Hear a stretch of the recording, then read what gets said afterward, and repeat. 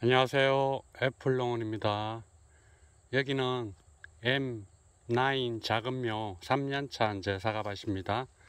이제 착색 상태가 이래요. 지금 저는 이제 오늘 인상갈이 연면 시비했고요. 이 밭은 착색이 조금 불량해서 일주일이나 10일 정도 있다가 또 한번 인상갈이를 연면 시비할 거예요.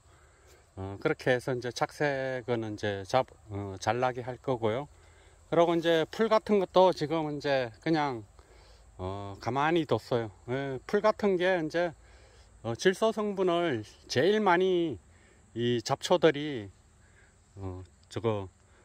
질소 성분을 많이 없애주기 때문에 뭐 깔끔하게 청정 재배할 것까지는 없어요. 봄이나 이럴 때는 청정 재배가 좋지만 이제 가을 수확기 이제 접어들었잖아요. 한 달 있다가 이제 한 달 좀, 저는 11월 달에 수확하기 때문에 아직 한 달이 훨씬 더 남았죠. 그래서 이제 이거 풀 같은 것도 저는 그대로 그냥 내뒀어요. 봄 같은 경우는 청정 재배 깨끗하게 해가지고 이제 사과나무하고 이제 잡초하고 이제 영양분을 경합하는 것을 이제 방지하기 위해서 깨끗하게 이제 토양에 풀이 하나도 없어도 이제 괜찮은데요. 수확 시기에 이제 접어들고 이럴 때는 풀이 어느 정도는 있는 게 좋아요. 그래야지 이제 질소 성분 이런 거를 잡초들이 많이 뺏어가기 때문에 그렇게 이렇게 이제 이제 잡초를 그냥 뒀어요. 이제 게을러서 그런 건 아니고요. 제초제 치고 이제 뭐 풀 깎기는 또 애매해요. 크기가. 그래서 제초제는 이제 초봄이나 이럴 때만 이제 치고 수확기 접어들었을 때는 이제 제초제도 이제 안 치는 게 좋죠. 토양에. 그래서 이렇게 풀을 키우고 있어요. 그래서 이제 착색에 도움이 될까 하고 이제 그냥 둔 거죠. 그래서 이제 인상갈이 2번 정도 살포하고 이제 10월 초 그 정도에 이제 잎소지를 할 건데요. 최대한 저는 잎소지를, 농사 규모가 그렇게 많지 않기 때문에 대농인 분들은 일찍 시작해야 되기 때문에 그 많은 양을 할 수가 있어서 빨리 시작하시는 분들이 이제 많으시죠. 근데 저 같은 경우는 그렇게 대농이 아니기 때문에 10월 한 10일 안에 10일 안쪽으로만 이제 시작을 하면은 며칠 언제 하면은 거의 다 하니까요. 그리고 저 같은 경우는 전에는 잎소지도 안 하고 언박지도 안 깔고 그랬었어요. 그래도 색이 괜찮게 나고 이제 밑부분, 배꼽 부분이나 이제 미비한 부분이 있죠. 잎소지를 안 하면. 그래도 뭐 직거래 하는 데는 맛은 이제 좋기 때문에 잎소지를 안 하면은 더 입이 늦게까지도 이 맛에 관여를 하기 때문에요. 입이 없다 해서 착색이 잘 되고 그런 건 아니라고 봐요. 저는 입이 있는 상태에서도 시비 관리만 잘하면은 워낙 착색이 잘 되기 때문에 그거는 이제 뭐 그런데 이제 햇빛을 이제 가리는 그런 사과 위에 얹혀져 있는 그런 잎이 있잖아요. 그런 거는 어쩔 수 없이 이제 잎소지를 해야 되겠죠. 그것도 그냥 내두면은 그 자국이 남기 때문에.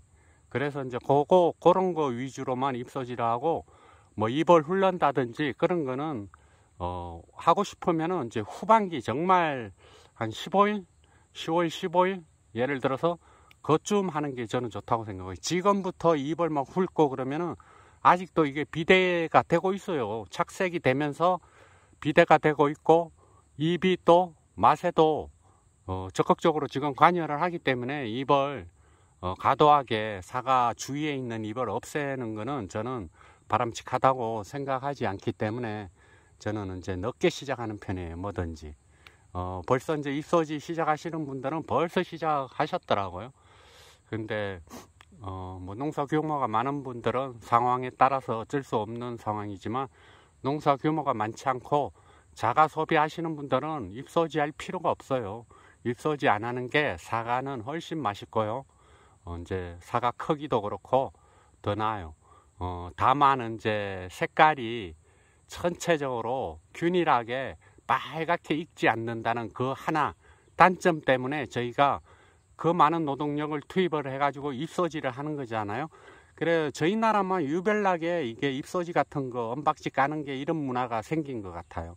그 뭐 외국 같은 경우는 뭐 우리나라는 또 뭐 제사문화 이런 것 때문에 큰 걸 원하고 뭐 착색이 잘 된 걸 원하고 이러는데 그 맛하고는 아무 상관없고 어떻게 보면 잎소지를 하고 은박지를 깔고 이런 게 맛에는 영향이 없어요.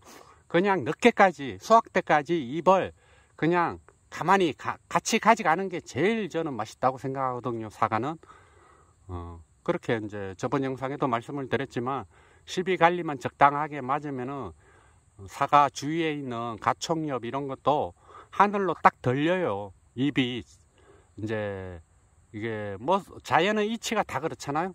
이 과일들도 햇빛을 과일이 많이 이제 받기 위해서 그렇게 진화를 하는 거죠. 잎을 들어서 햇빛을 잘 이제 받기 위해서 그렇게 나무도 진화를 해가 시비갈리가 질소 성분이 많지 않고 그러면은 그렇게 어느 정도 자동으로 자연의 섭리 같아요.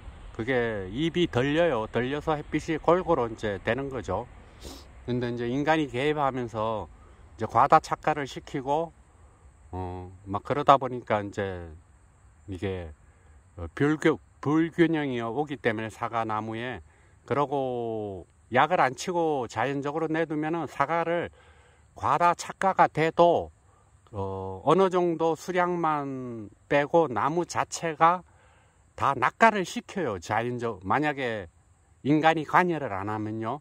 과다 착화가 됐을 때 한 반 정도는 자동으로 이제 낙과를 시키고 튼튼하고 좋은 종자만 이제 끝까지 수확기 때까지 사과나무에 매달고 가는 그런 원리죠.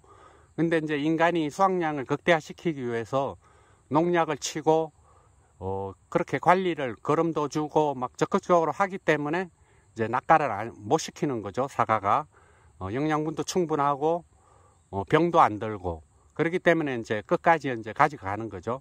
근데 이제 과다 착화를 시키다 보면은 사과 맛에는 악영향이 있다는 거는 분명해요. 그 잎수와 사과의 그 관계도 그렇고요. 이제 적당량 시켰을 때 제일 사과는 맛있는 것 같아요. 과다 착화 시키면은 무조건 이제 좀 맛이 없다고 이제 저는 이제 그렇게 생각을 하고요. 사과 크기도 무조건 적고요. 과다 착화 시키면서 사과를 크게 만든다는 거는 그거는 이제 힘들고 또 과다 착화를 시키면서 사과를 맛있게 한다는 것도 그것도 조금 앞뒤가 좀 안 맞는 거고요. 그래서 적당량을 착화시켜야지 색도 잘 오고 그런 것 같아요. 그래서 제일 중요한 거는 이제 좋은 맛있는 사과 색 잘 나게 하는 거는 이제 시비갈려요. 시비가 과하지 않게 적당하게 그게 힘든 거잖아요. 제일 우리 이제 사과 과원주님들이 이제 제일 어려워하는 게 시비관리잖아요.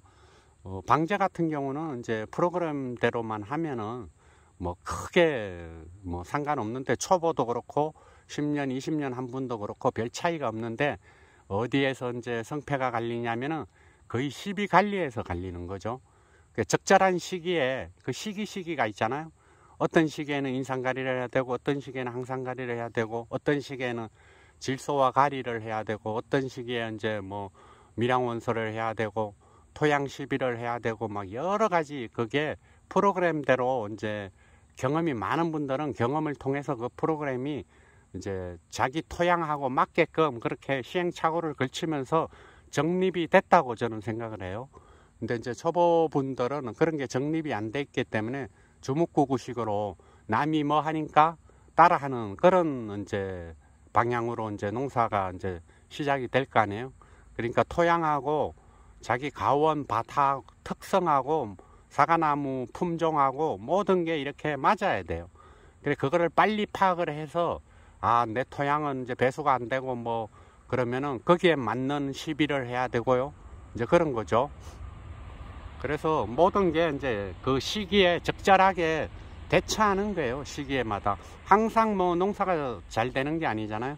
올해는 색이 안 나는 것 같으면은 좀 적극적으로 개입을 해가지고 착색을 이제 유도하는 그런 이제 행동을 해야 되고요.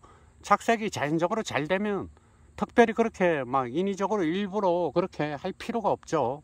착색이 잘 되고 있는데 자꾸 하다 보면 사과가 단단하지가 않고 좀 물른다든지 이제 그런 부작용이 있을 수가 있어요. 또 착색을 인위적으로 너무 강하게 하다 보면.